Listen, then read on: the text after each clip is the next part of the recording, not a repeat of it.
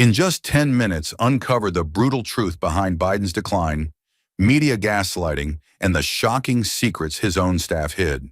Ezra Klein grills CNN's Jake Tapper in a rare no-holds-barred interview that exposes why no one had the balls to stop him. From political cover-ups to insider media failures, don't miss these 10 explosive takeaways that answer the questions everyone's afraid to ask. Takeaway 1. There was a clear effort to hide Biden's decline. The podcast opens with a central and difficult question. Was there a cover-up of President Biden's cognitive decline by those closest to him? According to Jake Tapper and his co-author Alex Thompson, the answer is yes. The book they wrote explains how Biden's inner circle, including his wife Jill, his son Hunter, and longtime aides like Mike Donnellan and Steve Ricchetti, protected him from exposure and tried to create the impression that he was still sharp and fully in control. This wasn't just about hiding his age, but about managing public perception with deliberate effort. One of the most telling moments was Biden's disastrous debate performance in June 2024. But Tapper explains that what we saw that night wasn't new. It was the Biden people around him had been shielding from the public for a long time. For example, staff insisted on using a teleprompter even for small fundraisers with just 40 or 50 people. And if the host didn't allow it, Biden wouldn't attend. Now let's move to the next takeaway. Takeaway 2, Biden's team believed their own spin. One of the most unsettling revelations is that many in Biden's orbit may not have been lying to deceive the public intentionally. Instead, they were lying to themselves. Tapper says this several times in the episode. These were people who had worked with Biden for decades, and they couldn't admit to themselves that the man they respected was no longer functioning at the level required to be president. This kind of self-deception made it easier for them to ignore his fading memory, his inability to focus, and his shrinking communication ability. For example, aides would often say things like, "He can't perform the presidency, but he can perform the job," which doesn't even make sense when you think about it. This false comfort kept people from facing the hard truth that Biden was no longer up to the task. Now let's move to the next takeaway. Takeaway 3, the Hur report exposed what was hidden. The special counsel Robert Hur described Biden as a well-meaning old man with a poor memory.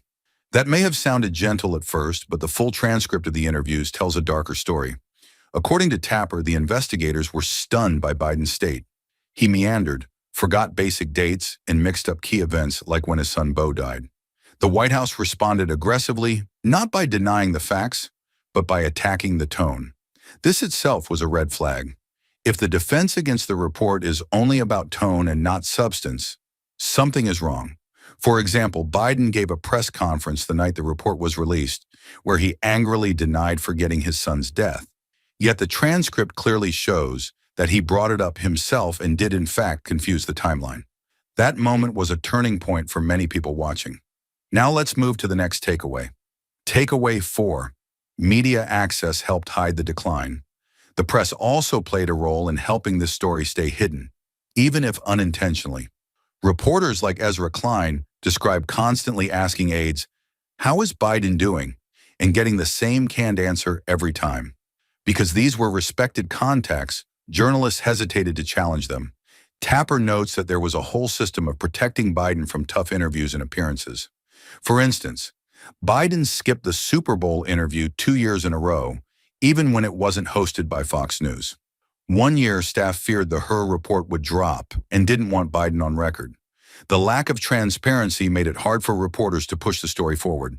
For example, even Biden's medical reports were vague and didn't include cognitive testing. Tapper suggests these should be submitted under oath to Congress to prevent cover-ups in the future. Now let's move to the next takeaway. Takeaway 5. Democratic leaders refuse to speak up. One of the most damaging parts of this story is how Democratic leadership enabled the cover-up. Tapper explains that people like Chuck Schumer and Hakeem Jeffries had opportunities to confront Biden, or at least ask tough questions, but they didn't. Fear of Donald Trump, loyalty to the party, and career pressure kept many people silent. When members of Congress raised concerns, they were often told, "Do you want Trump to win?" or "Would you rather have Kamala Harris?" These arguments shut down honest conversations. For example, a Democratic senator told Tapper that Biden wasn't capable of leading an immigration discussion, and it showed in a strange whispering episode during a public event. But that same senator stayed quiet until after Biden dropped out. We're halfway through the video. Thanks for sticking with us. If you're enjoying it, hit the thumbs up and share it in your WhatsApp groups. If you'd like to support us, please tap the thanks button below. It helps us keep making great content. Drop a comment and don't forget to hit subscribe for more. Now let's continue with the video.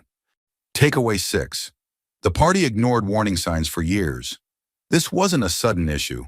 Polls had been showing that voters were worried about Biden's age since at least 2022, yet no major Democrat challenged him in the 2023 primary season. Efforts were made behind the scenes to find an alternative, but party leaders shut them down. Ezra Klein points out that the party convinced itself that because Biden had beaten Trump once, he could do it again. And since Democrats overperformed in the 2022 midterms, they thought that meant Biden was still politically strong. In reality, those midterm wins were likely driven by issues like abortion and weak Republican candidates, not Biden's leadership. For example, Tapper shares how pollster John Anzalone wanted to run numbers to test Biden's viability, but was shut down by Anita Dunn, who said, "We're not polling for this. The decision is already made." Now let's move to the next takeaway. Takeaway 7. The debate disaster changed everything. The June 2024 debate was a national spectacle and a turning point. Tapper was one of the moderators, and he gives a chilling account of what happened. Biden arrived late, looked frail, and quickly lost his train of thought on live TV. His voice was weak, and his answers were confusing. Tapper's colleague wrote on a piece of paper during the debate, "He just lost the election." The real shock wasn't just how bad Biden looked, but how long this had apparently been hidden. Tapper says staff had already seen these kinds of episodes in private, but the public had not.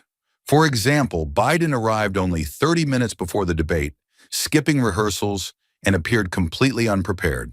Even supporters like Dana Bash were stunned. The idea that he could be counted on in a crisis was now impossible to believe. Now let's move to the next takeaway. Takeaway 8. Internal polling confirmed Biden couldn't win. After the debate, Biden's team tried to hold on, but internal polling showed the writing on the wall.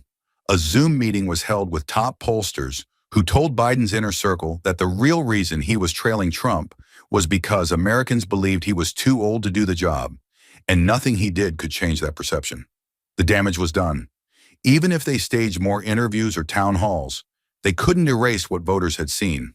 Tapper explains that Jeff Zients, Biden's chief of staff, wanted to test if running again was a good idea, but was told by Donilon and others that the decision was already made. For example, the What If Committee, led by Minyon Moore, had already been preparing backup plans for the Democratic convention.